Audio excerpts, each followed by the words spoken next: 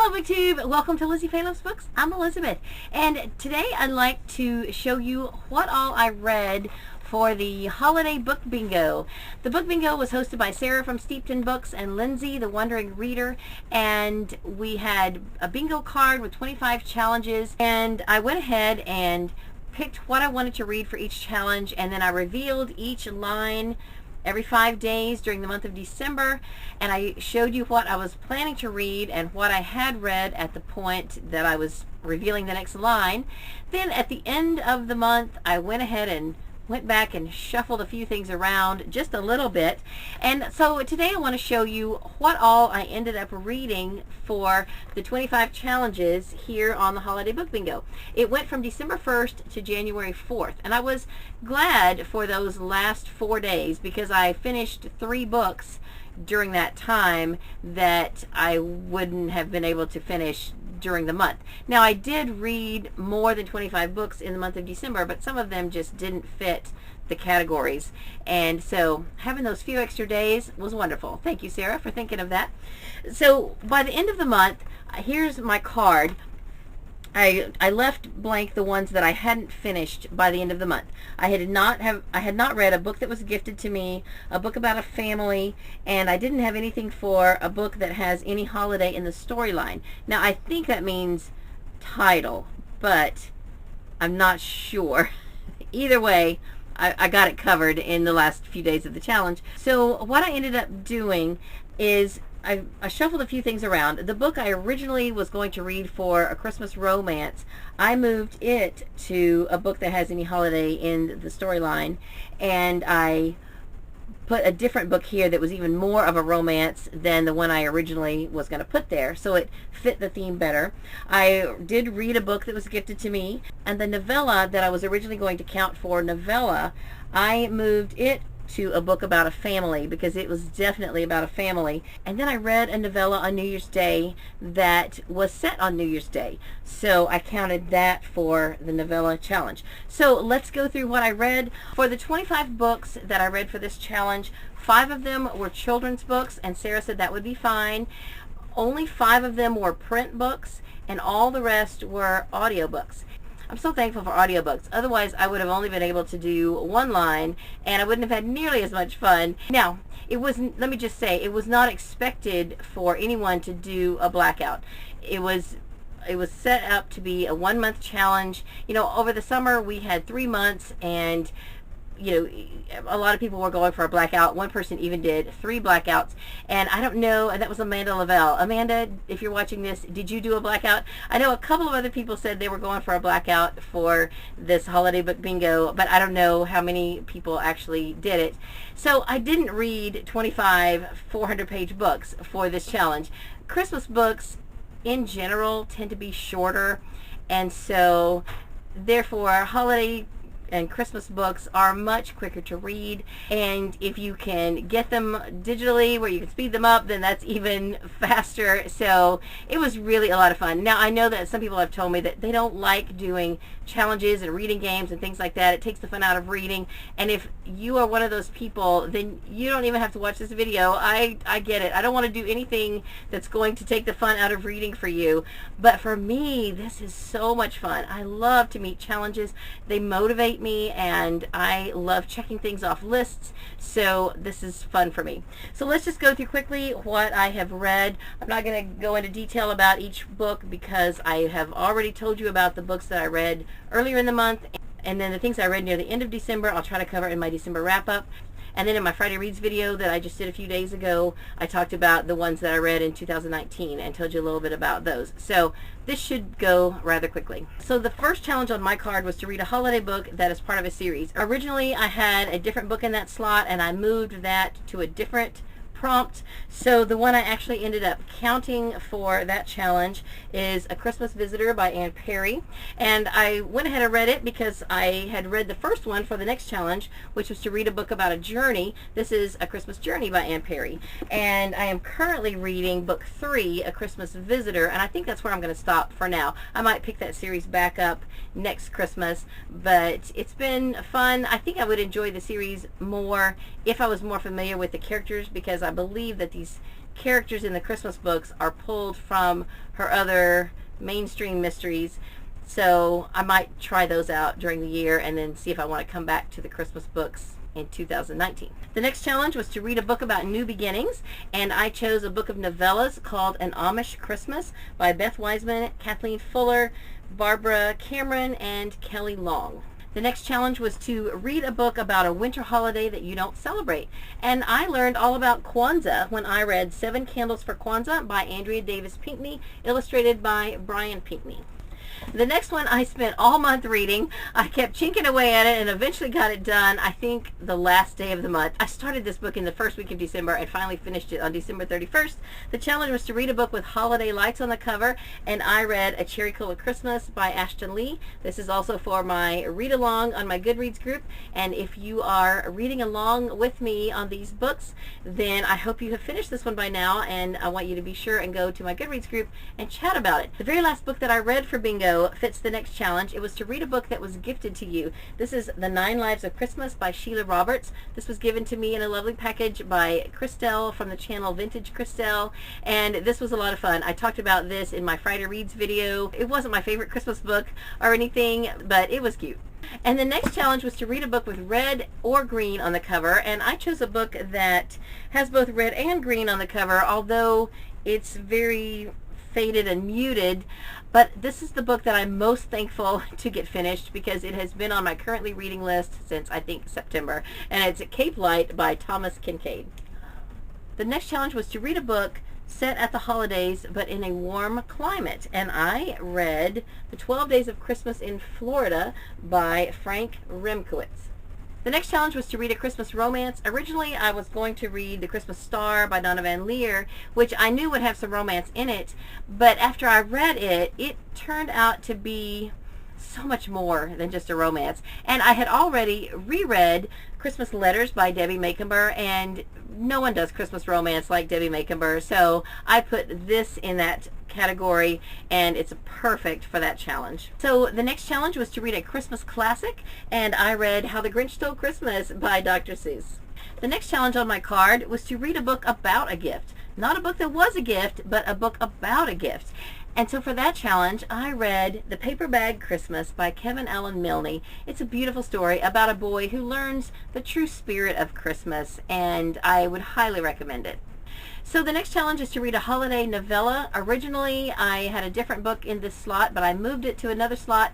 And on New Year's Day, I read a book that's set at New Year's called Ring in the Dead. This is book 20.5 in the J.P. Beaumont series by J.A. Jance.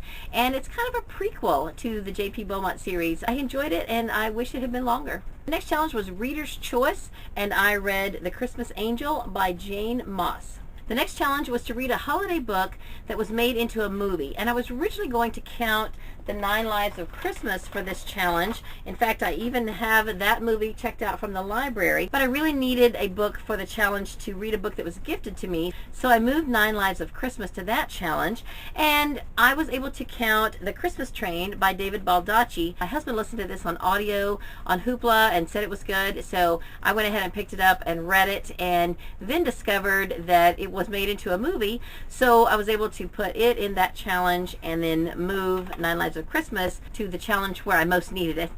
And I haven't been able to watch either of these movies yet. This one needs to go back soon, so I need to watch this ASAP. And I have this one ordered from the library, but it's checked out to someone else right now, so as soon as it comes in, I will watch it as well. The next challenge for me was to read a Christmas historical romance, and I went ahead and used one of my Audible credits and bought this on audio, and I'm so glad I did. This is definitely a book I will listen to again. A Quilt for Christmas by Sandra Dallas, and I thought this was a beautiful story. It's set at the Civil War time, and I would definitely recommend it. So for the challenge to read a book about a family, I took the novella that I was going to count for my novella, which is A Callahan Carol by Emily March, and I moved this to the challenge to read a book about a family. This is about the Callahan family, and it just fit that category perfectly, so I counted it for that. The next challenge is to read a book about going on holiday.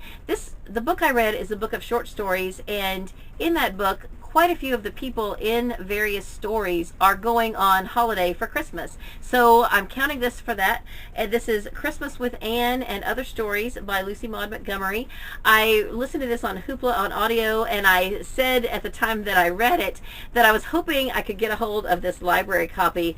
I've read this a couple of times in print, and I had not listened to it on audio before. And when I went to try to get the print copy from my library, I was like third in line because there's only apparently one copy in our county.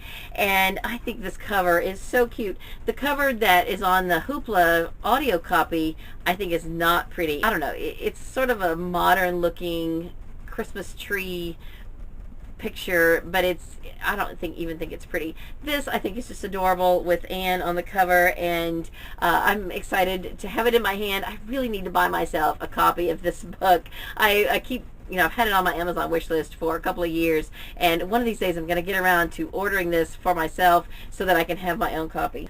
So the next challenge was to read a book with the word snow spelled out in the title, and this proved to be challenging for me. I was having a hard time finding anything that was on my TBR that I wanted to read that had all four letters in the word snow.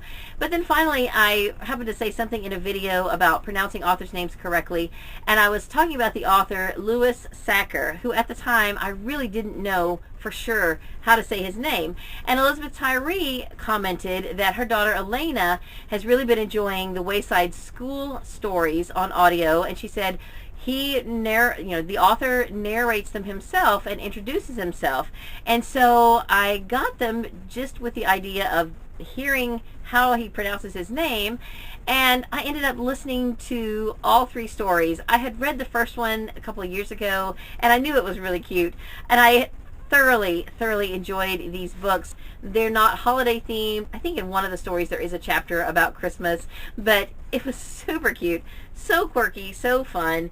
This is the Wayside School Collection, so that is the name of this audiobook, the Wayside School Collection. So there is an S, there is an N, there are a few O's, and there is a W. So this will count for that challenge, and I thoroughly enjoyed it. I listened to it in my car, so the girls got to hear a little of it too, and it was just really fun. So the next one is to read a holiday nonfiction book. I actually read two. One was on audio. It was called Jingle Bell Pop, The Making of a Christmas Song, but I don't have an example of that. And finally, the last couple of days of the month, I went ahead and did a trial membership of audiobooks.com because I had searched and seen that they had Mike Huckabee's A Simple Christmas on audio on their site. So I'm probably not going to keep that as a subscription since I already have Audible and the romance package and everything, but I was able to listen to this on audio, and it was very good. It was very heartwarming. Mike Huckabee shares stories of his family and childhood and things that relate to Christmas through the years, and a little bit about his political life as well, and I thoroughly enjoyed it. The next challenge was to read a book published in December of any year. This is kind of tricky because most holiday books that are Christmas themed are published in October, but I was preparing for another video that I hope to do soon and reading some of the Jan Karen children's books, and I discovered that her book Jeremy, The Tale of an Honest Bunny, was published in December. I can't remember what year, but it still counts. So this was a cute book. I think I had listened to this on audio a long time ago. This is really a sweet story. She wrote it for her daughter, and it's an allegory. I thought it was a wonderful, sweet little book, and I'm glad that I read it. The next challenge was to read a holiday cozy mystery. Originally I was going to count this for the challenge to read a book that was part of a series, but because I didn't have time to read the other holiday cozy mystery that was on my TBR, I decided to go ahead and move this one into that slot. This is Christmas Cake Murder by Joanne Fluke. The next challenge is to read a book with Santa on the cover. The only thing I could come up with was this Santa hat on this cat and the name Santa in the title. Cat's Letters to Santa by Bill Adler. This was cute. Some of the letters were funnier than others. It's basically a book of letters that are supposed to have been written by cats. So some of them are pretty random, and I have to almost think that some of these letters were inspired by actual letters written by children, but just kind of tweaked a little bit so that they're from a cat. It was still a cute book. I think cat lovers would enjoy this book. And for a book that has any holiday in the storyline, which I think means title, but either way, this works, I read The Christmas Star by Donna Van Leer. I didn't get this read until the first few days of this month, and I thoroughly loved it. It's beautiful. I can't even tell you how much I love this author. She's just amazing. She's definitely one of my top 4 favorite authors. I don't even want to rank them because I love them all for different reasons. She's definitely in the top 4, and this book was so awesome. And the next to last challenge was to read a book with snow on the cover, and this time actual snow, not the word snow spelled out. And I read An Amish Second Christmas. It's by Beth Wiseman, Kathleen Fuller, Ruth Reed, and Tricia Goyer. I listened to this on audio on Hoopla, and I thoroughly enjoyed it. And the very last challenge on my card is to read a book with stars on the cover, and I chose Starry Night by Debbie Macomber. I always love to read some Debbie Macomber Christmas books at Christmas time. She really does a fantastic job with Christmas stories and Christmas romance, and this was no exception. Just a beautiful book, and I really, really enjoyed it. So that is everything that I read for the holiday book bingo. Did you participate in the bingo? If you did, I hope that you have been on the Goodreads group and have chatted about what you read. I'm way behind with doing that. I need to go on there now that I'm done and post what all I read. So let's chat about any of these books in the comments and over on Sarah's Goodreads group. So that's all I have for this video. I will be coming soon, hopefully, with my stats for my December wrap-up, as well as a few other special videos that I have planned in the near future. So I hope you will stay tuned, and that's all for this video. I hope you're having a great day, read a good book, and God bless you.